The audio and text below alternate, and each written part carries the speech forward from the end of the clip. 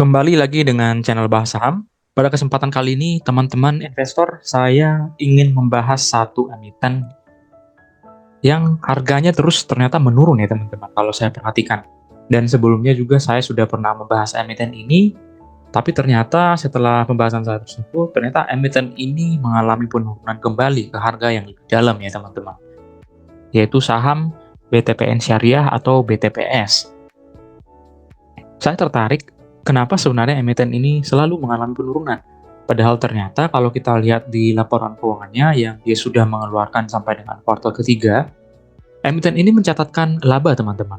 Bahkan kalau tidak salah, sampai dengan kuartal ketiga itu dia sudah mencatatkan laba 1 triliunan ya teman-teman ya. Nah ini saya rasa tidak sebanding dengan pergerakan harga sahamnya. Kira-kira kenapa sebenarnya hal tersebut bisa terjadi? Nah, seperti biasa saya akan mencoba tetap membahas dari sisi fundamental dan kemudian dari sisi teknikal dan mungkin nanti ada beberapa sedikit sentimen-sentimen positif dari beberapa news. Nah, sebelum menuju ke fundamentalnya, saya melihat di sini secara maksimum untuk pergerakan harga sahamnya, secara umum di sini memang terlihat kenaikan tertinggi itu di tahun 2020 ya, teman-teman. Nah, ternyata periode 2024 ini dia mengalami penurunan sampai dengan harga 1445. Nah, ini yang membuat saya mengapa tertarik untuk membahas sedikit mengenai emiten ini, karena dari performanya saya yakin dia itu masih mencatatkan laba, bukan rugi ya teman-teman. Kecuali kalau memang dia rugi, mungkin saja dia akan mengalami penurunan yang sangat dalam.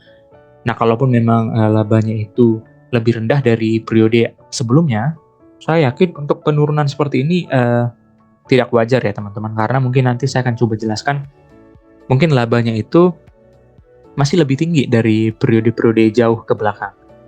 Nah, langsung saja dari fundamentalnya. Nah, sampai dengan kuartal ketiga, emiten ini sudah mengeluarkan laporan keuangannya. Ternyata dia sudah mencatatkan laba sebesar 1 triliun ya teman-teman. Nah, ini yang jadi anomali menurut saya. Padahal di tahun sebelumnya, kayak seperti di tahun 2019 ataupun tahun 2020, harga rata-rata dari emiten ini berada di angka 3 ribuan teman-teman. Bahkan ini 3.400. Nah, di tahun 2021 dia bahkan mencapai 1,4 triliun dan harganya di angka 3.100 untuk rata-ratanya. Dan di tahun 2022 juga mencapai angka 1,7 triliun, harga sahamnya juga rata-rata di angka 3.200-an. Nah, ini mengapa saya katakan ini tidak wajar teman-teman, karena laba bersihnya saja sekarang sudah mencapai 1 triliunan.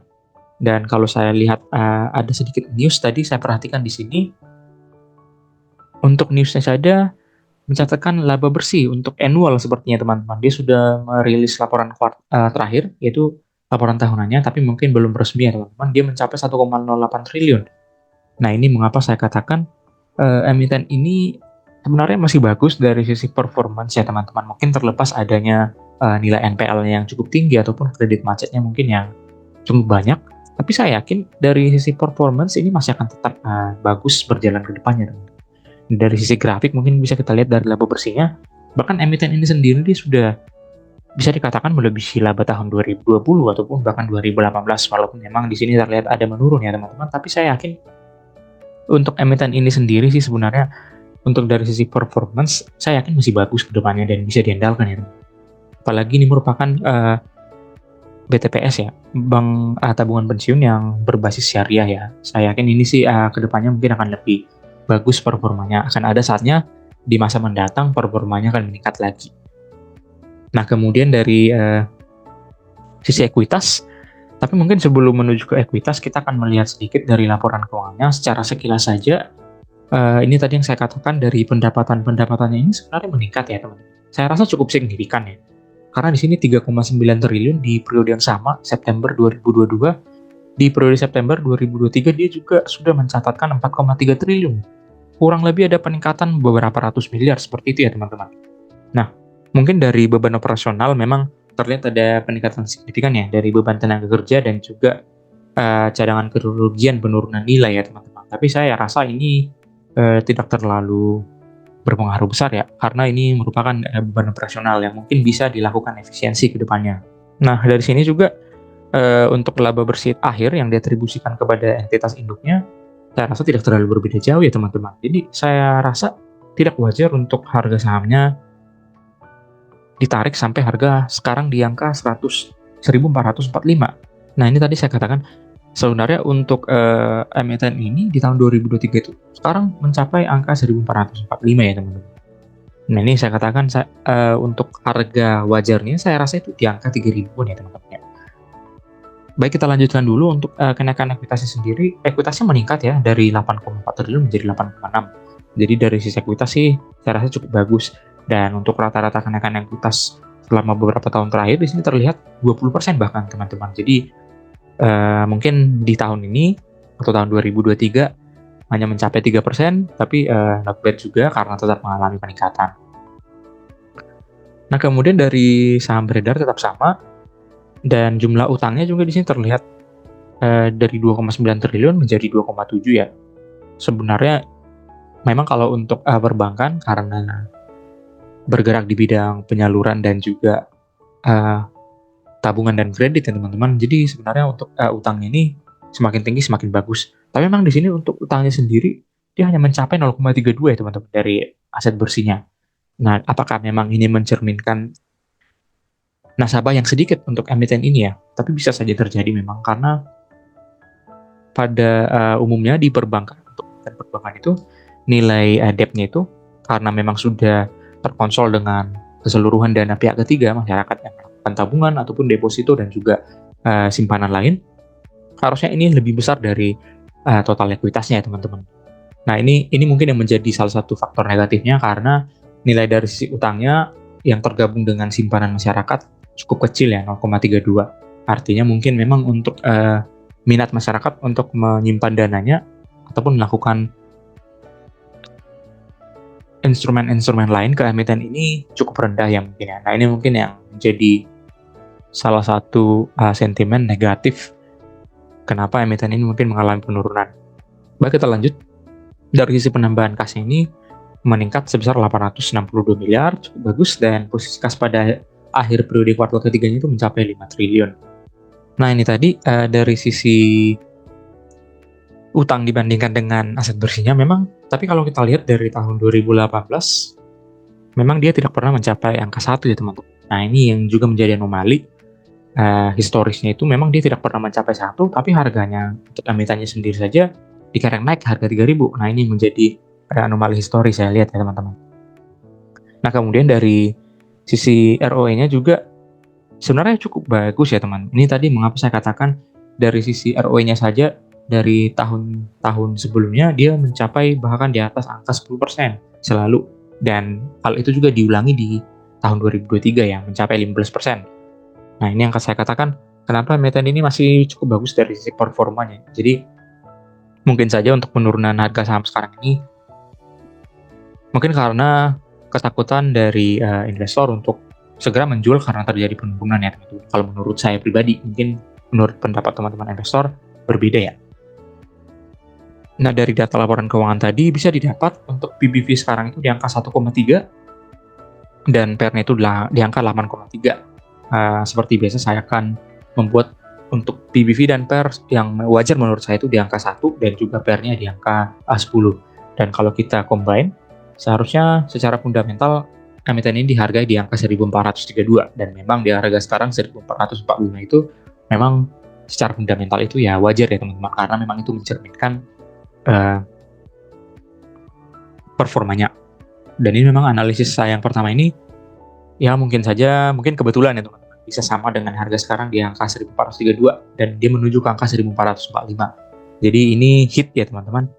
Tapi saya rasa kalau kita lihat secara historis, karena secara historis juga kita perlu melihat ya teman-teman untuk emiten ini. Yang pertama, untuk harga wajar secara historis, ini saya akan mencoba menarik PBV dan PER secara historis dari 5 tahun terakhir, dan ternyata untuk PBV-nya itu secara historis itu selalu dihargai di angka 3 ya teman-teman, ataupun bahkan 4. Dia pernah dihargai 2. Nah di sini terlihat secara rata-rata ya dia selalu dihargai 3, di angka 4, dan juga di angka 3. Dan sekarang di tahun 2023 sesuai dengan fundamental tahun 2023 dia hanya dihargai di 1,3. Jadi secara wajar sebenarnya PBV-nya itu berada di angka 3,69 kalau saya rata-ratakan. Begitu juga dengan PER, untuk PER-nya sendiri selalu dihargai di atas angka 10 ya teman-teman, bahkan paling rendah di sini di angka 12. Nah, dengan PER sekarang, jadi saya bisa menyimpulkan untuk PER sekarang itu masih under value ya teman-teman, kalau kita lihat secara historis. Dan secara historis di sini untuk PBV dan PER wajarnya itu di angka 3, dan untuk PER-nya di angka 15. Dan kalau saya combine antara PBV dan PER wajar selama historis, dia itu harga wajarnya harusnya di angka 3.300. Nah, ini sebenarnya sesuai dengan harga yang pernah diraihnya di 5 tahun terakhir, yang rata-ratanya di angka 3 ribuan. Mungkin di tahun 2018 dia pernah mencapai angka 1.500. Nah, ini yang mengapa saya katakan emiten ini saya rasa tidak wajar penurunannya sampai sedalam ini teman-teman, yang ke 1445. Karena dari sisi fundamentalnya dia masih menghasilkan laba, kemudian dari sisi ekuitasnya masih meningkat, dan bahkan dari sisi kasnya juga bagus ya teman. Dan dari ROE-nya juga cukup bagus di atas angka 10. Dan rata-rata ROE-nya di sini di angka 21 dan rata-rata kenaikan ekuitas 20%. Nah, ini beberapa hal yang menurut saya kenapa emiten ini tidak cocok untuk dihargai di harga sekarang. Nah, bagaimana dengan secara teknikal? Saya akan mencoba membahasnya dari teknikal ya teman-teman. Nah, baik dari sisi teknikal, sebelumnya saya pernah membahas emiten ini pada saat harganya itu masih berada di angka, kalau tidak salah di angka 1.500-an itu. Dan ternyata sekarang support di 1.500 itu ternyata jebol kembali sampai dengan harga sekarang di 1.445. Nah, ini yang saya katakan teman-teman.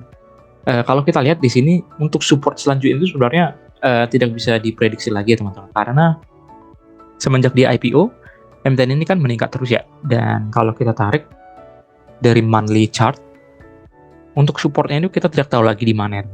Kalau kita lihat secara weekly di sini emiten ini sudah menjebol beberapa support yang menjadi support kuatnya di angka 2000 jebol, dan kemudian angka 1500 juga jebol. Dan kalau kita lihat secara bulanan di sini sepertinya akan menuju kembali ke harga pada saat di IPO, di low-nya itu di angka 1200 ya teman-teman. Bisa saja sebenarnya terjadi ya, karena dari sisi fundamental tadi, dari nilai MOS-nya saja sudah minus ya, kalau kita lihat secara fundamentalnya. Dan bisa saja memang resiko untuk turun kembali itu ada teman-teman. Tapi saya yakin, kenapa saya yakin dengan emiten ini? Karena tadi dia masih menghasilkan laba ya. Dia menghasilkan laba, kemudian performanya juga cukup bagus, walaupun memang tadi dari sisi dana dari pihak ketiga itu sangat rendah ya. Mungkin minat masyarakat masih turun. Nah, itulah mungkin tugas dari emiten ini untuk berusaha membuat produk ataupun program yang menarik minat dari masyarakat, ataupun berupa inovasi yang akan meningkatkan minat masyarakat untuk melakukan setoran dananya ke emiten ini ataupun meningkatkan dananya. Nah, dari sisi teknikal saya tidak banyak berkomentar ya teman. Tapi suatu saat saya yakin dia akan mengalami pembalikan harga kalau memang dia bisa mempertahankan performanya atau kinerjanya seperti sekarang ya. Nah, secara short term ya teman-teman, mungkin saja 1.500 ini menjadi support kuat. Mungkin saja penurunan sekarang ini masih semu ya teman-teman. Bisa saja nanti di periode mendatang atau weekly, minggu mendatang, secara mungkin bulanan juga, ini kan grafiknya bulanan ya, mungkin ini di bulan Februari dia akan menuju ke harga 1.400 ya, tapi bisa saja nanti di bulan Maret ini akan terkonfirmasi menjadi support kuat di angka 1.500. Kalau kita lihat di sini misalkan ada candle bullish, dia akan mengalami pemantulan, dan ini masih bisa dikategorikan sebagai pemantulan ya teman, di angka 1.500. Jadi kalau menurut saya pribadi, bisa mungkin membeli di harga sekarang, tapi nanti tunggu terkonfirmasi dulu di bulan Maret apakah bisa bullish kembali. Kalau memang bisa bullish di bulan Maret secara monthly ya teman-teman, ini pasti akan mengalami peningkatan menurut saya. Tapi tentunya dengan menggunakan money management teman-teman yang baik ya. Dan semoga sih kita harapkan nanti di kuartal keempat performanya semakin meningkat lagi. Mungkin itu nanti bisa mengkonfirmasi di bulan Maret ada candle bullish di sini teman-teman, di bulan Maret secara monthly. Nah, secara media ya, dari newsnya beberapa sentimen di sini memang seperti yang saya sebutkan tadi, mungkin di kuartal keempat dia sudah merilis tapi belum resmi ya teman-teman untuk laporan keuangannya. Dia membukukan laba bersih 1,8 triliun. Nah, angka ini menurut saya angka yang cukup besar ya.